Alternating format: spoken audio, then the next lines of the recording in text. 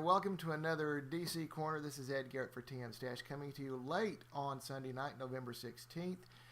We've just gotten back from a very good NC Comic-Con, and if you get the chance to go to one of those in Durham, North Carolina, it's well worth a visit. There were thousands of people there, probably 1.5 to 2 times at least as much as were there just last year. So we'll have a lot up on that. We'll have some interviews up and a lot of cosplay pictures up very soon. Watch for that as we go through the early part of this week on our site, tmstash.com. But for right now, we're going to talk a little bit about DC, what came out last week, and the new books that are coming out on the next new comic book day on Wednesday, November the 19th. We'll get started a little bit. Batman Endgame, oh my goodness, it's really good. The Joker is back, and his idea of an endgame is some of Scott Snyder's work at his very best. And if you're a Scott Snyder fan like our buddy Danger Dorian is, you'll know that this is a very special story. It's the second issue in the arc, so if you haven't grabbed already what's been going on, you can catch it pretty quickly. Be sure to get it. Over on Batman Eternal, Hush's Endgame is coming into place. There were a lot of game changers in this one. We start out with the meeting between Batman and Spoiler, and it just gets better all through the issue, so don't miss out on that one either. I will tell you, as much a fan as I am of Earth 2, the Earth 2 World's End story, if you are already a fan of Earth 2, grab it, you'll love it. If you're not, you may have a little trouble catching up. It's one of those where you really have to know a whole lot of what's going on already. But I do like the story. I just think in terms of the weeklies, it's probably third place out of the 3, and that's not a bad place to be considering that one of them is Batman Eternal and the other is Future's End. 50 Sue is definitely growing on me. We know why she's called 50 Sue now, because she was made out of 52 different strands of DNA. Man, they're having fun with that number 52. But at the same time, she's upset because Deathstroke has chosen Brother Eye over her, and she just can't stand it. It's like Batman doesn't dump Robin for that Riddle guy, and I think he's broken all the rules, and I want him dead. And that's sort of 50 Sue for you. She's certainly got the power to make it happen, but she wants the team to help her take care of things.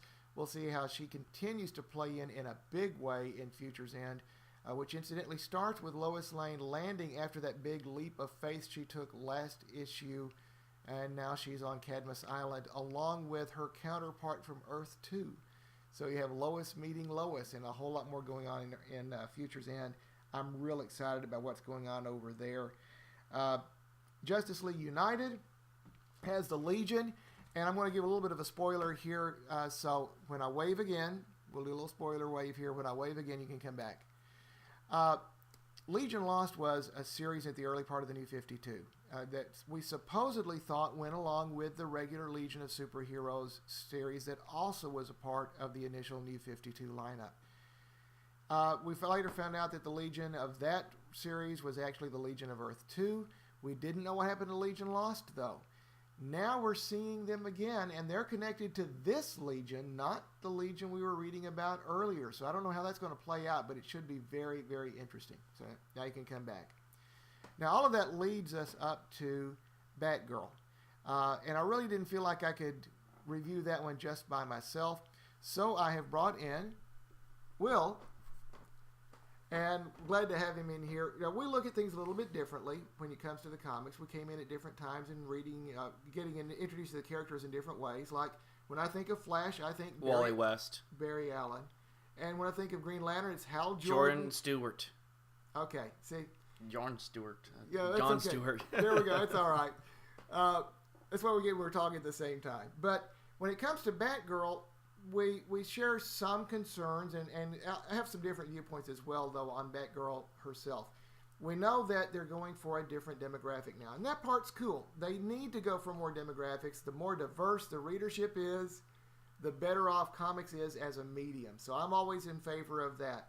It's certainly a lighter-hearted tone, and that sort of takes care of that grim, dark universe that we've seen of every issue of every DC book since the New 52 started. There, we're okay. The artwork, like the artwork. The new costume design is cool. There's a lot of folks who are already trying to cosplay as that. That's cool. When it comes to the story and how they depict Barbara Gordon, yeah, that's the thing. I've said before, I think this would be a great indie book, a great slice of life book that would be about a character not named Barbara Gordon. What did you think? I liked it. Not that it wasn't extremely problematic for a few reasons that are quite large, but there were good parts. There were like the art wasn't horrible. It was good. It was well colored. It was well lined. At times I wish that some expressions matched the emotion of the moment. But even then, it felt well drawn, and that's what kept me going through a lot of this. That and, surprisingly, one of the new characters. I really liked Padma.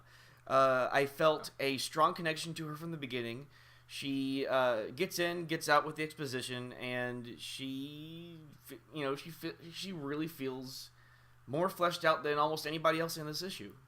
I have to say I agree with you there. As far as Barbara herself, now, Barbara has been, in all of her incarnations, extremely intelligent, highly capable, well-trained, super character. Now we've got her where she's... fumbling. I'm sorry, that just bothers me. Is it... Okay, so, spoiler alert, in case you are very...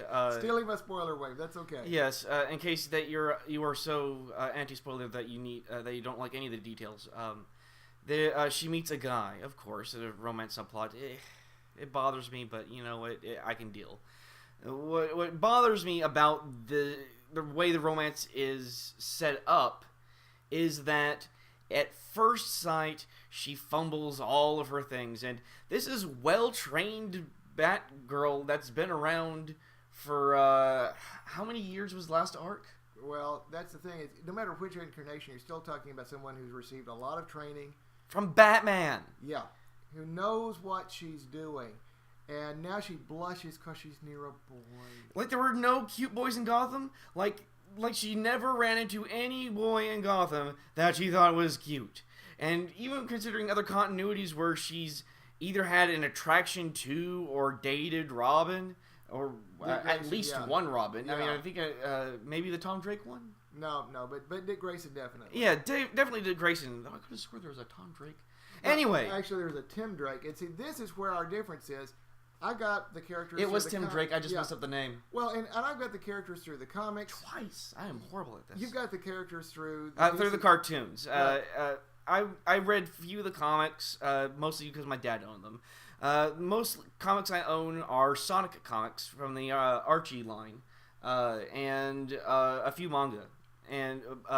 But more the DC animated universe. Yeah, I'm very used to that. I grew up on Batman the animated series, Superman the animated series, Freakazoid, Batman Beyond, Justice League Unlimited. That leads us to our other character who you did see the DC animated universe, and it is in this story, and that's Black Canary. Oh, jeez. Who is very un-Black Canary-like here. Yeah, she's very passive-aggressive, and every time I've seen Black Canary, her establishing character moments are always that she goes towards conflict. She doesn't seem to try to work her way around conflict through politics or through anything else other than mostly brute force. She's smart when she fights, but when it comes to interpersonal relationships, whether it's partners on the Birds of Prey, or whether it's with the fellow Justice Leaguers, or with her romance with Oliver Queen, which I'm very familiar with, she's very forthcoming. She knows what she wants, and she goes after it. And so to see her to really passively just deride Barbara and undermine Barbara at every point, it's almost like I'm not seeing it's not like I'm seeing. I cannot talk today. It's like I'm not seeing the Black Canary. Right. I get that she's mad that the dojo's burned down, and you know what? This is probably going to be controversial, but I'm not too upset about that storyline.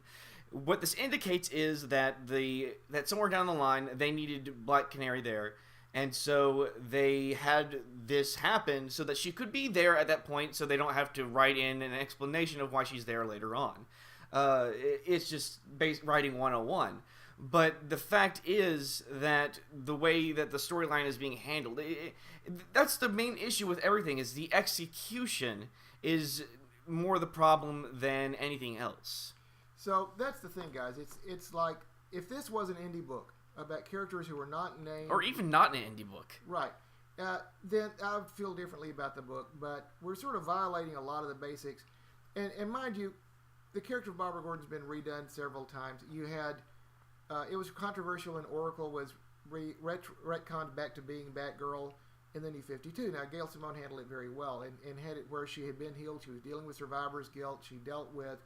Gail Simone actually talked with some psychologists, psychiatrists about, what survivor's guilt like, how do you deal with that. You don't see that kind of research with these issues. This one seems more like we're going for... Good job. Yeah, we're still going with, we're cool, we're hip, we know Twitter, and we do social media, and I'm okay with social media. Obviously, we're involved a lot with social media, but it looks like they're trying so hard. Yeah, I don't know. And I think that they're mentioning some sort of algorithm, and I am really, really going to be exasperated if it turns out that Barbara Gordon is going to make that social media algorithm from Captain America 2. Well, what's happening here is in the first issue of this run, someone had been stealing data and doing a lot of things, and so her hard drive got fried, and she's trying to recapture her data. And what's really not super clear in this story is, did she recover her data? Did she recover her data and then lose it? Did she recover her data? I think they meant to have some sort of resolution on that plot at the end, but the way that it's written is so... Right. It's just so confusing. And she's looking so helpless. And this is somebody who knows computers about as well as anyone in the DC universe. And she's acting about helpless. As much as like Cyborg or Dr. Midnight or any of the other Genius Leaguers. But for whatever reason now she's... And that's the thing. They've made her... In making her more accessible to a younger audience, they've made her... They've watered her down a little bit. They've made her less confident. They've year one a character that just had another year one. Right. She's now... But let's talk about... She's less mature. Oh, yeah, definitely less mature. Less the thing from last issue where she blacked out. Oh, man. Yeah, the first thing she does is get so drunk she passes out and can't remember what she did last night. It's like, give me a break. It doesn't seem believable. Like, I could probably believe Guy Gardner doing that. But that's Guy Gardner. And if you're trying to go for a tween audience, for heaven's sakes, that's how you want to have her start out? Well, I don't know. I mean, yeah. Well, that's the parent in me going. It's just like, oh my gosh. Well, I'm just saying with the MTV and all that, I don't know. Yeah. I mean, I watched Teen Wolf. It's a lot of drink. There's a lot of drinking in there. I wouldn't be surprised. It's not, but that doesn't. The drinking itself doesn't bother me. I mean, we depict a lot worse to kids than drinking. But what I'm saying is that it just doesn't feel like Batgirl. It doesn't feel like someone that is somewhat emotionally mature. Someone that has had any amount of life experience in crime fighting that would need to, I don't know, stay with their senses intact. I mean, Batman would not do this. Any of the Bats wouldn't do this. The entire Bat family would not do this precisely because the drinking would vastly inhibit their powers. Now, maybe heroes that have had problems before, like Iron Man or Guy Gardner's vices, freaking everything. Yeah. But that's different characters that have protections in place for in case they fall unconscious or something like that. But I'm feeling a little uncomfortable. Continuing to bag on it, I do want to say about some good things. I was going to say, you had a couple of really good things to talk about here. One, the villains. They were pretty good. I mean, they weren't great. I mean, they didn't give me the instant wow factor that that a lot of the Ink did in Batman Beyond. That very present. They're going to be back in another episode. They felt very much like a one-shot villain. Yes, they did. They felt very disposable in that manner. I don't will ever see these characters again. They're like the pre-show in that the big bat's coming yet, but these could have been developed into better villains if they'd chosen to do it. But their designs were reminiscent of some knowledge of otaku culture. You got a lot of tropes that you see in anime and manga. You got your Sarashi, you got your high school girl skirts, you got the high school bully thing going on. Is the female high school bully trope especially. You've got translation, some translation war stuff like that, where dubs versus subs. You've got a show within a show where the hero is clearly influenced off of some amalgamate of Mega Man, Astro Boy, one of the greatest anime of all time, which almost all anime owes anything to, and everything. And we also have a little bit of My Life as a Teenage Robot from what was it, Nickelodeon at the time, or Cartoon Network? I can't remember. Nonetheless, there's some influences there as well. But regarding this, the villains did very well in their style, and sort of subverted some Batman tropes in that they were not mentally ill. They just chose a theme and went with it. And and you know what? It's a little brave to do that. It's a little campy, but I liked it. Yeah. But they don't really do much. The characterization is very low. They are very interchangeable, Yuki and Yuri, and they feel like the same person. I didn't really get a sense of any difference between them, other than that they were bullies and they pushed people around, and they did so in character. And you could have literally written a single character and still nothing would have changed except the numbers. But now there was one other thing that was good in the middle of all this. And in the middle of all this, what I loved was one scene that made this entire issue worth it, just as much as Padma. It was spoiler alert. There was a point where Barbara was cornered in ostensibly a warehouse of some sort, or a parking garage. I don't think it was made very clear. No, it was an office building. Yeah. They're charging at her, and she has this flashback to when she was first watching the show as a child. Too young to really know the difference between a reality and fiction, which is good. A young character acting like a child? Genius! Maybe we should have adult characters. I'm getting off track. Yeah. Anyway, she's getting really worried that the main character, who is cornered from the show within the show, is going to die. And then Jim Gordon shows up and comforts her, but not in the whole, it's okay.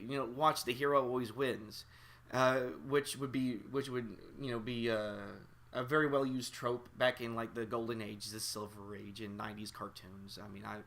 I looked through Rose and Atlantis back at my own stuff, but anyway, he tells her instead, watch, look at what they're doing, and see if you can figure it out as well, and then look at her, the show within the character of the show, the protagonist in the show within the show. This is going to kill me. Yeah. Is going to do, and how she's going to figure it out as well, and so you see Batgirl, from the present, Barbara in the past, and the character from the show within the show. I guess I can't say it's within the comic. The show within the comic. All figure it out, and then she applies it to the present day situation, and quickly defeats the two assassins.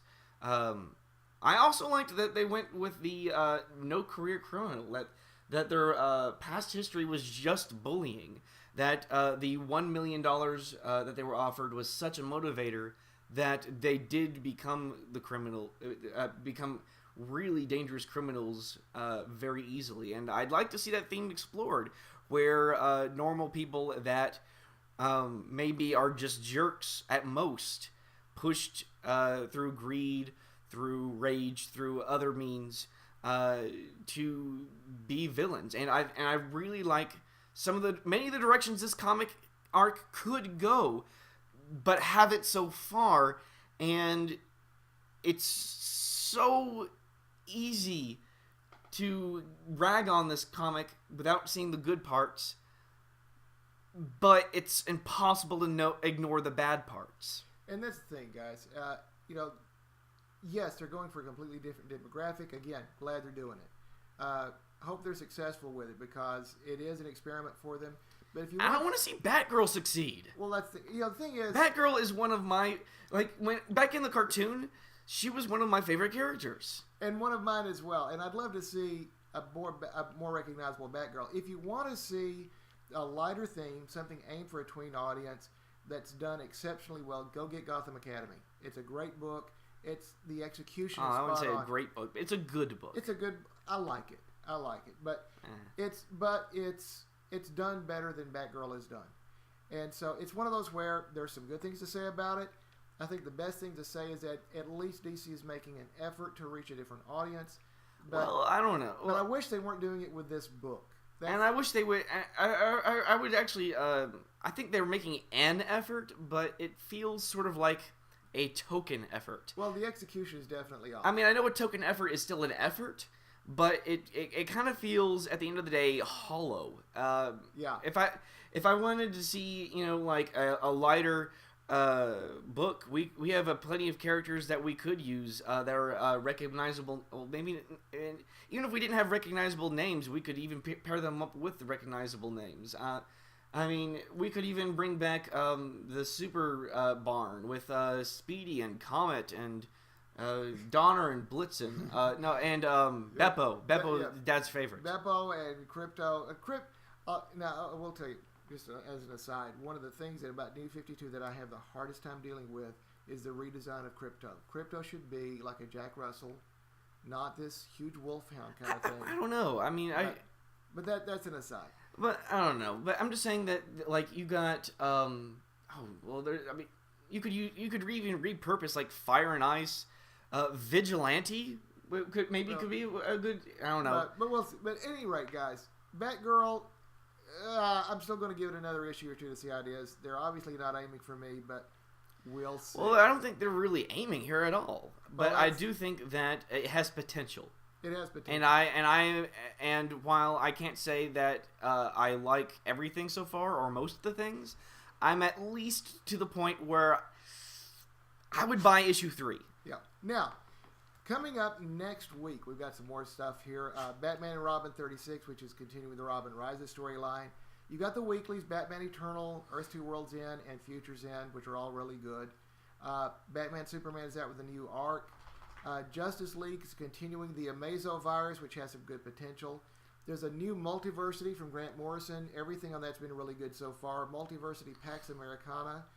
And then you have 3 books that have new teams as well as new arcs. So we'll see how it plays out. Excited. Be excited. If you're not excited, you're not doing it right. There you go. Superman Wonder Woman gets Peter Tomasi, which ought to be really good. Wonder Woman gets a new group with the fate of the Amazons. We've not really had that resolved yet. Supergirl gets a new team, and she's being forced into a school called the Crucible Academy. It's being sort of billed as a Hogwarts for superheroes, which can either turn out to be really good or not. You've never read Harry Potter, have you? No, but I love the movies, but I don't know about Supergirl Potter. It could work, but then again, Harry Potter has a body count, a really high body count. Yeah, we'll see how this plays out. Oh, man. But at any rate, guys, should be an interesting week for DC. We will be back right here next week with another DC Corner. You'll also get a chance to catch our Comics Week in Review with everything Marvel, DC, and a huge past week in the Indies. This was one of the best weeks for Indies we've seen in a long time. And again, where's it falling from? I have no idea. All right.